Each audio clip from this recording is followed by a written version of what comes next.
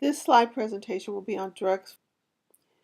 Anemias are caused by a decrease in erythrocytes, or RBCs, in number, size, and hemoglobin content. Causes include blood loss, hemolysis, and bone marrow dysfunction. Iron deficiency is the most common nutritional deficiency and cause of nutrition-related anemia. So for our iron daily requirements, these are determined by the rate of erythrocyte production, and our increased requirements are needed during pregnancy due to the fetus. Dietary sources are plentiful in plant and animal origin, and some of those are listed here. So what causes iron deficiency, anemias? The causes can be pregnancy due to the blood volume expansion. It can be caused in infancy and early childhood. It can be caused by chronic blood loss. What are the consequences? We get microcytic, which are small, and hypochromatic, which are pale cells in the anemia. So diagnosis is made by the presence of those microcytic hypochromic erythrocytes, by the absence of hemosiderin in the bone marrow. When you're doing lab work, you're going to do a CBC with a differential so that you can look at the RBC count, the retic count, hemoglobin, hematocrit. You're going to look at your serum iron and also order a serum iron bonding capacity. So what preparations are used in the treatment of iron deficiency anemia? The drug of choice is ferrous sulfate. It is also used in prophylactic therapy as well as treatment therapy. Some of the side effects include GI disturbances. There can be staining of the teeth, and a major concern is toxicity, especially in the child. Drug interactions include antacids, which would decrease the absorption of the iron salt. With tetracycline, there would be a decrease in the effectiveness of the tetracycline.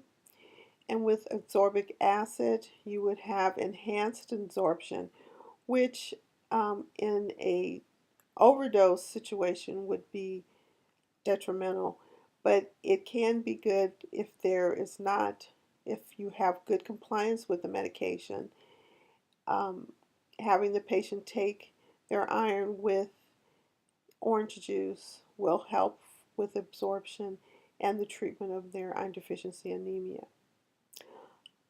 Other iron salts include ferrous glutamate, which is probably the next most popular form. Then you have carbonyl iron. Carbonyl iron is made up of microparticles. It's just as effective as using an iron salt, but because of the microparticles, it is absorbed more slowly. And this is very important when you're using it with children. So this is a preferred form to use with children. The trade name is Fiosol, so I'm sure you've heard of Fiosol drops that are used in the pediatric population. Next, we will talk about vitamin B. It is essential for DNA synthesis. Absorption requires intrinsic factor, and intrinsic factor is produced by the parietal cells in the stomach. Elimination occurs very slowly, as it does with iron. The daily requirements for B12 are very low. It's 2.4 micrograms for an adult. Dietary sources are limited to microorganisms, to animal products, and fortified foods such as fortified cereals.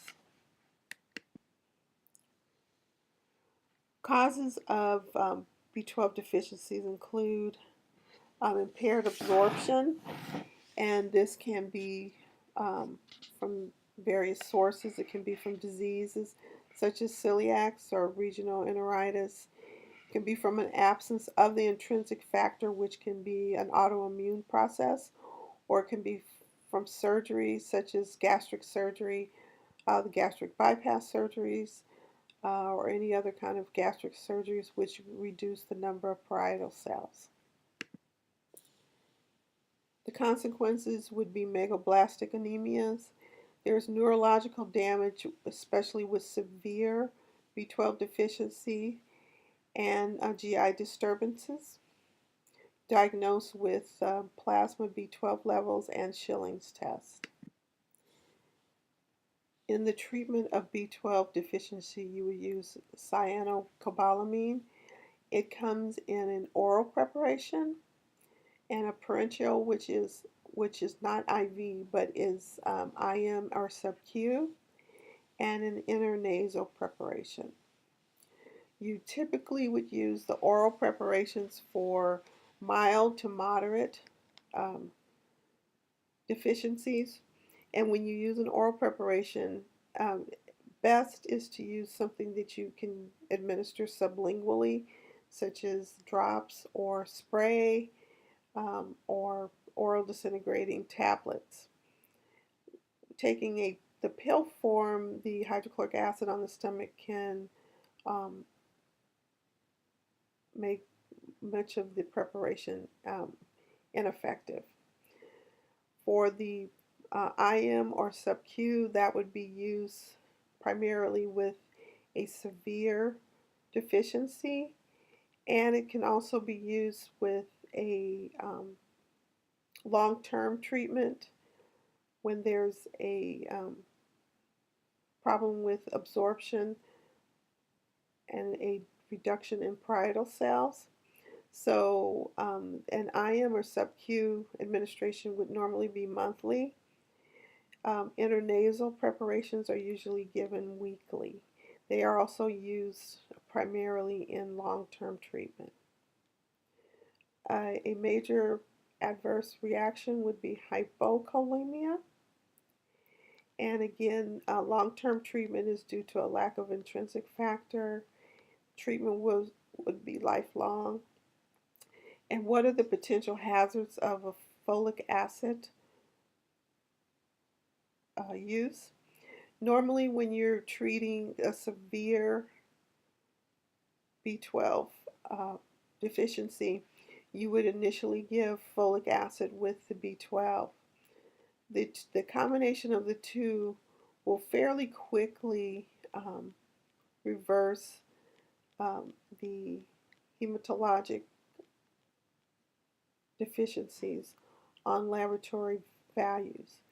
But the neurologic damage that can happen from a severe B12 deficiency take longer to correct, and because you're getting the good response for your B12 levels due in part to the folic acid administration, you have to be careful to continue to monitor the B12 levels and not to think that the patient's recovery is what you think it is at the moment. So you must monitor that B12 and not let the folic acid mask the fact that the neurological effects are not being treated.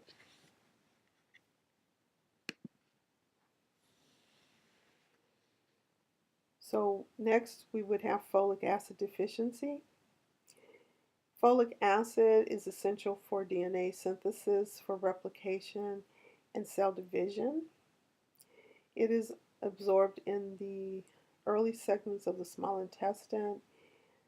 Significant amounts are excreted daily, so it's important to make sure that you are having a good intake of folic acid, especially during pregnancy and lactation, so that you have enough to share with the baby. Daily requirements are around 400 micrograms. During pregnancy, that goes up to 600 micrograms. And luckily, all foods are a dietary source of folic acid. So what generally causes folic acid anemia is poor diet through malnutrition and also through alcoholism, because when they're alcoholics they don't drink, they don't eat well. And so if you can correct the nutritional deficiencies and decrease the drinking, that type of cause will reverse itself. Then you can have malabsorption syndrome such as sprue, and that is a condition with the small intestines also. What are consequences for the developing fetus? You can have the neural tube defects such as spinal bifida, and it is also important to have adequate intake before conception. So if a woman thinks she's going to get pregnant in the next few months, then you want to have her start on a folic acid supplementation. For all other individuals, you have the megablastic anemia, which can be possible, leukopenia, thrombocytopenia, injury to the oral and GI mucosa, and there can also be an increase in the risk of colorectal cancers and atherosclerosis. So there are two types of preparations for treatment of folic acid deficiency. You have inactive form of folate or folic acid, which is far more commonly used. And then you have an active form for folinic acid, which is the most common form there. But by far, the inactive form is the one that's used most, and there really is not a big difference between folate and the folic acid preparations within the inactive form of treatment. So what are some guidelines for treating folic acid deficiency? The choice of treatment modality. The choice is dependent on the cause. So if the cause is nutritional, then you want to treat with dietary changes and not with a pill formulation. If it's due to malabsorption, then dietary changes won't make a difference, and you do need to treat with a pill form. Routes of administration normally are PO, even with the malabsorption type, the pill is well absorbed. Prophylactic use only with women that are thinking about getting pregnant, for women that are pregnant or lactating to prevent the neural tube defects. But otherwise, you don't want to routinely encourage patients to take folic acid because, again, the issue with masking any B12 deficiencies is always possible. Treatment of severe deficiency, you do also use B12 in the initial treatment, and then you would go to just a pure form of folic acid. Now on to questions. Question 1, a patient is taking ferrous sulfate and complains of stomach upset. What would you do? The answer would be B. You would be contacted to reduce the dose. The other options here would cause an increase or decrease in absorption, which is not your goal. Question 2, patient asks why vitamin with folic acid is needed during pregnancy, and your answer would be A, to prevent birth defects called spinal bifida. Question 3, when teaching a patient how to administer the cyanocobalamin nasally, intranasally, when should the patient intervene if the patient makes which statement? And the answer would be A, if this patient says that the spray is once a day, that is incorrect. Intranasal administration is once a week.